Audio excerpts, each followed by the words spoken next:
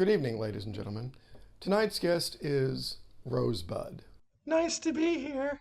You're probably the most famous sled in history. I think that's safe to say. Not that there are all that many famous sleds in history. I mean, Santa's, but that's a sleigh, not a sled. A sleigh is drawn by horses or reindeer. A sled is powered by gravity and the slickness of the snow and ice. Then how do you explain a dog sled? Oh, right. Not exactly slick yourself, are you? Sleighs are bigger? I don't know. I don't care. What I really want to talk to you about is your part in possibly the greatest film ever made, Citizen Kane. Yes, it's sort of my sole claim to fame. You really got typecast, didn't you? Not a lot of call for sleds named Rosebud after that picture. Not a lot before either. You're only in a couple of scenes. At the beginning, when little Charlie is playing with you in the snow and then uses you to assault Mr. Thatcher, during which your name is conveniently obscured, and then at the end, when, of course, you're tossed into the furnace and we get the big reveal. It was only 3 days filming. I got paid scale. Citizen Kane opens with the famous scene where Kane dies. His final act is to drop the snow globe he's holding as he mutters your name, Rosebud. Yes, unforgettable. Why did he do that? Drop the snow globe? No, why was your name the last word to leave his lips? Because I was his sled. I was a symbol of his childhood, a symbol of lost time, a symbol of the life he could have had. Uh-huh, uh-huh.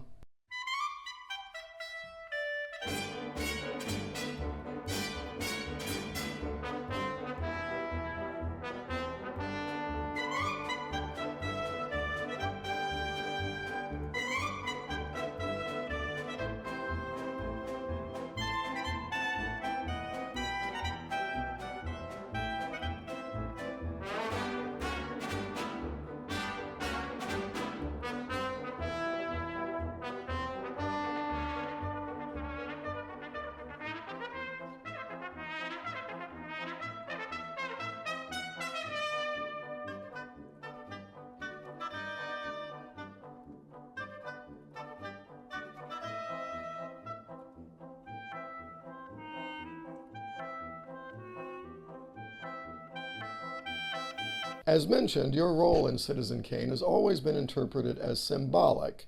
Youth, possibility, the road not taken. Yes, sir. But I go back to my earlier question. Why was your name the last word to leave Charles Foster Kane's lips?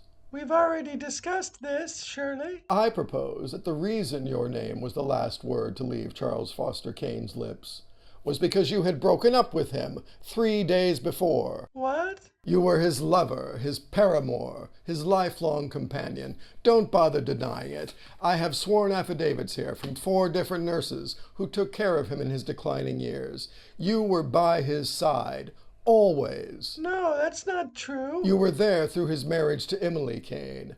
You were there through his tempestuous marriage to Susan Alexander Kane.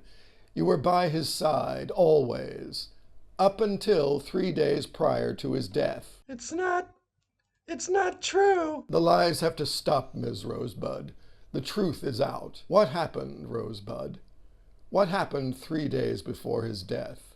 Why did you leave him? He wanted to ride me one last time. He wanted to ride his Rosebud. But in his condition, such a ride may well have killed him. Yes, yes. And so you said no. If I had stayed, he would have ridden me. I had to leave, don't you see? But your leaving, the loss of his beloved Rosebud, may have killed him anyway. I deserved what I got. I deserved to be thrown into that furnace. You did what you thought was right. Why am I talking like this? If I could go back, You'd let him ride you one last time. at least he would have died with a smile on his face.